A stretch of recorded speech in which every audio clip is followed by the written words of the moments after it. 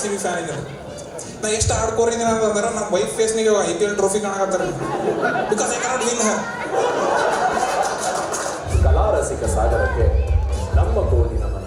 ಕನ್ನಡಿಗರ ಕಾವ್ಯದೊಂದಿಗೆ ನಮ್ಮ ನಿಮ್ಮ ಸಾರ್ಕ ಬಿಂದಿಗೆ ನಾನೀರಿಗೆ ಹೋಗುವೆ ತಾನು ಬಿಂದಿಗೆಯ